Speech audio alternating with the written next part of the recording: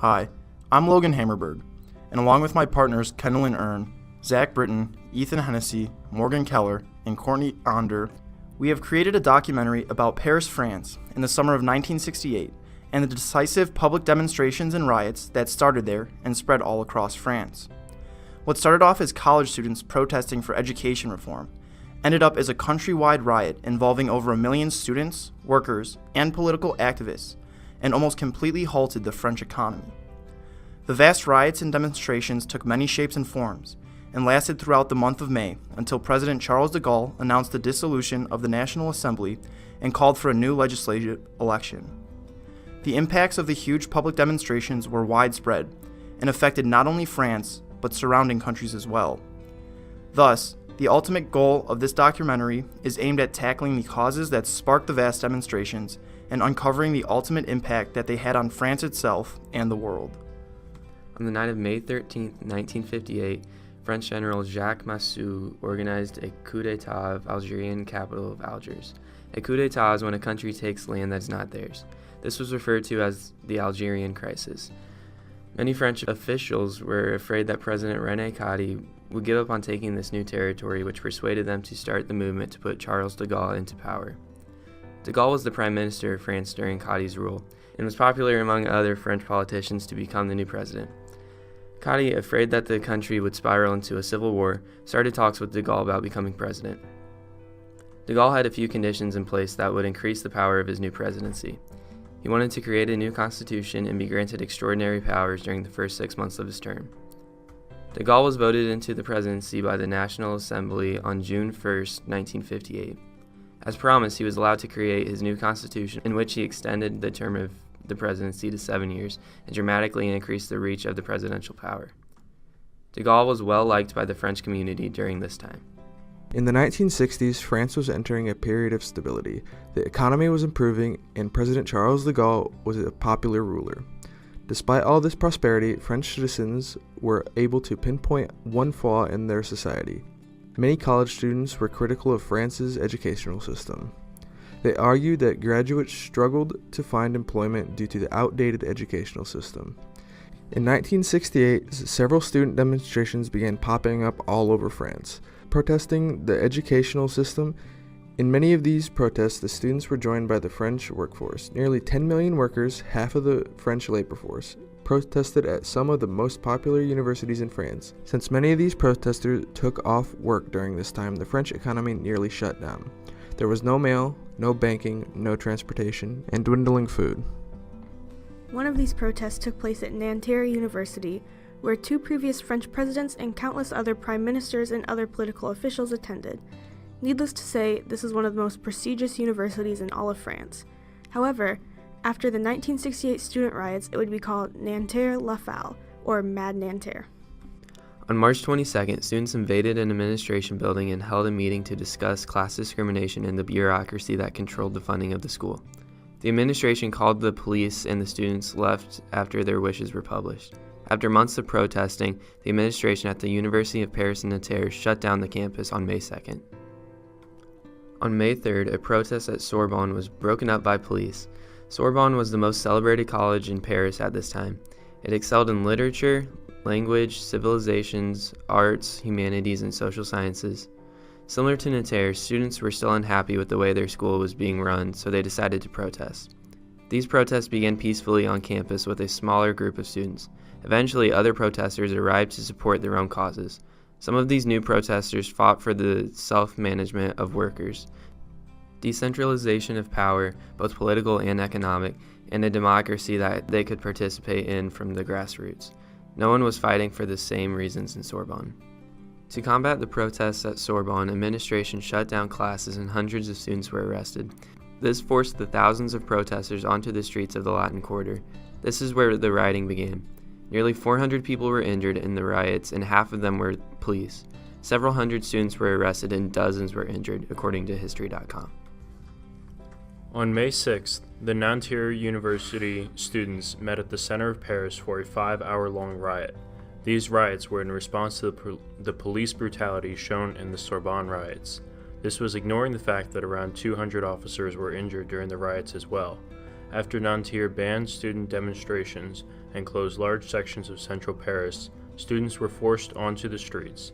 More than 20,000 students, teachers, and workers marched towards Sorbonne to protest the police violence happening on campus. Unfortunately, the police were already waiting at Sorbonne, still stealing off the campus. They stood there with their batons in hands and charged as soon as the protesters approached. There were a total of 500 arrests made, many of them students. Needless to say, the protesters were very upset with the way the riots had been going so far. As a result, on May 7th and 11th, the peaceful protests took place in Paris to protest the police brutality that had been taking place during these riots. During the demonstrations on March 11th, over 1 million people marched through the streets of Paris. This forced Prime Minister Georges Pompidou to release the prisoners taken during the riots and reopen the Sorbonne camps. This did not stop strikes. When Sorbonne reopened, the students occupied it, declaring it a people's university. The occupying of the Sorbonne campus inspired many other protests throughout the entire month of May in 1968. This included workers occupying factories, locking management in their offices, and the Paris Stock Exchange being set on fire. Nearly 200,000 French workers across 50 factories were protesting at this time. This made up about 2/3 of the French workforce. Some of the differences between the riots in America and the riots in Paris were the Americans knew what they wanted and how to get it, as compared to the French, who were all over the place with what they were rioting for. The Americans would picket chemical companies being sponsored by universities. In some places, students took over their schools and even held their dean hostage because they wanted a better education and a better voice for the school. When Martin Luther King Jr. was shot, there were many infamous riots throughout the states for the next week. This led to many people hurt, killed, or arrested. This was believed to have been a spark for many race riots, such as the Washington riots and the Chicago riots. Young men were either burning or turning in their draft cards to government offices, showing their refusal to join the war. A group of protesters known as the Catonsville Nine, they broke into a selective service office, stole around 400 files, and burned them in a parking lot with napalm that they made to protest the Vietnam War. This leads to similar draft board raids for the next 4 years. The American riots may have also been influenced by the Broadway musical Hair, which introduced drugs, sex, anti-war, and other attributes that many Americans, including the older generation that fought in World War II, did not agree with. Now we will be taking the time to discuss some of the most widely cited pictures taken during this time. Many of these pictures show the sheer mass of people protesting in Paris and the conditions in which they lived. Other pictures show the impact that the police had on the protests and the tactics used to control the riots. Many of these photos were taken by Bruno Barbie. Since filming the riots was so rare during the 60s, these photos are an important way in which the story of the Paris riots can be told. These posters were used to protest the police violence of the riots. The poster on the left is the face of Daniel Cohn-Bendit, a student leader during the riots. He later went on to become a French politician and a member of the European Parliament. And the poster reads, "We are all undesirable." The poster to the right compares a riot policeman to the Nazi SS, which was very controversial. This is a lecture hall at Sorbonne University. The hall was used as a place for students and other protesters to sleep during the riots. The normal residence halls were not safe enough for them to stay in during this time. This woman is reading a newspaper called Francois. The photo was taken on May 3rd, 1968. The headline of the paper reads that Sorbonne is surrounded by a large police presence. Many other schools were covered in posters supporting the protesters at Sorbonne. This photo is from the School of Fine Art. The majority of the political posters used during this time were made here. Many of these political posters were hung up at other universities such as Medicine University. In this photo, a total of 1 million demonstrators occupied French roads in support of Sorbonne. The protesters were a mix of workers and students. This is easily the most widely used picture from the Paris riots. This picture was taken on May 13, 1968. Many of the injured officers needed immediate medical attention. This photo shows a riot officer being carried by his friend after he was injured during an encounter with students on May 6th. Students took their protesting to the streets of Paris after the campuses were shut down. The rioters were made up of workers and students protesting the police violence used on the students at Sorbonne. Police attempted to remove the rioters from the streets using tear gas and riot shields. The riots that took place on May 6, 1968, were the worst of the riots in terms of the number of people injured, students and police. After the riots spilled out into the Latin Quarter, the riot officers used force in removing the students. In this photo, one student is laying on the ground after being hit on the head by one of the officers. Students began building barricades to keep away riot officers. This barricade was made out of movie posters which read, "Police on the City." The protests often went well into the night. This photo shows protesters around 4 a.m. hiding behind one of the barricades they have built. This picture here shows officers taking cover behind patrol cars from snipers during the Chicago riots. This picture shows the complete brutality which was one of the few similar traits that the American and French riots had.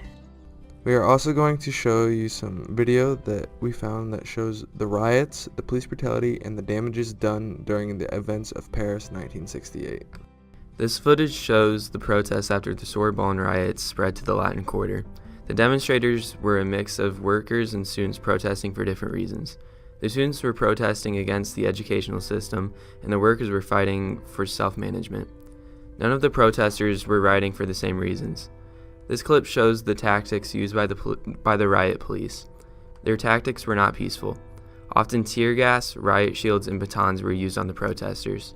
This resulted in the hospitalization of nearly 400 people, more than half of which were police officers.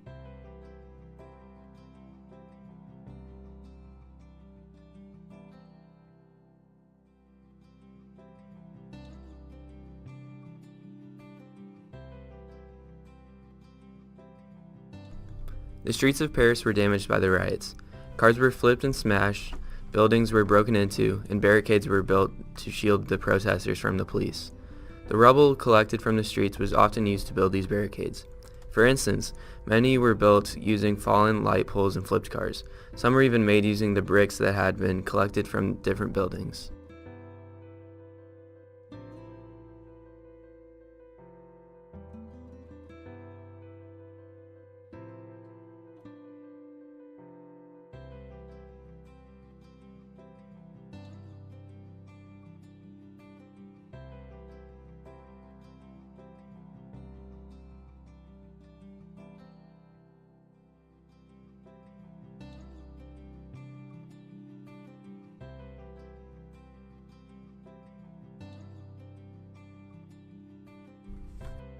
After the riots in Paris in May of 1968, women were given more rights, creating a greater sense of equality between the genders. Women also became more liberated by the legalization of abortion in France. This gave them more power over the choices they make with their own bodies. On the last day of May, Charles de Gaulle went on the national radio to announce there would be new elections in the National Assembly on June 23rd. He threatened to declare a state of emergency if the rioters did not disband and go back to work. A few days later, by July 5th, the majority of the protesters had gone back to work, and the National Student Union called off street demonstrators. Then on July 6th, the police took Sorbonne.